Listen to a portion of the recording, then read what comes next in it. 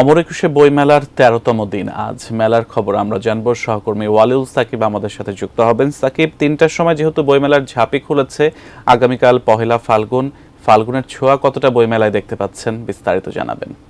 আমি শুরুতেই দেখতে পাচ্ছি যে আমরা সাধারণ যে কর্মদিবসগুলোতে দেখছিলাম যে ৩টার দিকে মানুষের ভিড় কিংবা সমাগম কিছুটা কম চোখে পড়ছিল, তবে আজকে কিন্তু আমরা দেখতে পাচ্ছি যে শুরু থেকেই মানুষের ভিড় রয়েছে পর্যাপ্ত পরিমাণে। এবং আপনি যেমনটি বলছিলেন যে আমরা ফাল্গুনের যে ব্যাপারটি, যদিও এখন বাংলা বর্ষপঞ্জি অনুযায়ী ফাল্গুনের ১ তারিখ অর্থাৎ বসন্ত ঋতুর শুরু হবে আগামীকাল, তবে আজকে থেকেই আমরা কিংবা আরও ২-১ দিন আগে থেকেই কিন্তু দেখতে পাচ্ছি যে ফাল্গুনের যে বসন্তের রঙের যে পোশাক পরে নারীরা, বিশেষ করে তরুণীরা এখানে আসছেন বইমেলাতে। তরুণরাও কিন্তু পাঞ্জাবি পরে, তরুণীরা শাড়ি পরে এবং বিভিন্ন ধরনের সাজগোজ করেই মেলাতে আসছেন। দিন বদলের ২০ বছরে বাংলালিংক দিচ্ছে 20 জিবি মাত্র ৩১৯ টাকায়।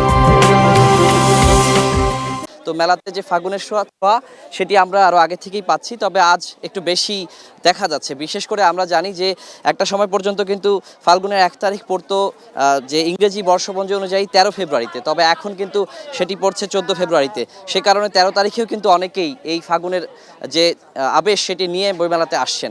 এবং আগামীকাল যদিও আমরা দেখতে পাবো যে ফাল্গুনের পাশাপাশি যেহেতু ১৪ ফেব্রুয়ারি ভালোবাসা দিবস রয়েছে, সেই ছোঁয়াটি কিন্তু আজকেও আমরা দেখতে পাচ্ছি মেলা জুড়ে, এবং আগামীকালও সেটি দেখা যাবে বলে আমরা আশা করছি। আর আজকে প্রতিদিনই কিন্তু মেলায় নতুন নতুন বই আসছে, তো আজকে যে নতুন বইয়ের তালিকা সেটি আমরা কিছুক্ষণ পর জানতে পারবো। তো আমি গতকালের যদি হিসেবটা বলি যে ১২তম দিনে মোট বই প্রকাশিত হয়েছিল ৮৯টি, এবং ১২তম দিন পর্যন্ত সর্বমোট বই প্রকাশিত হয়েছিল ৯টি ১৭টি।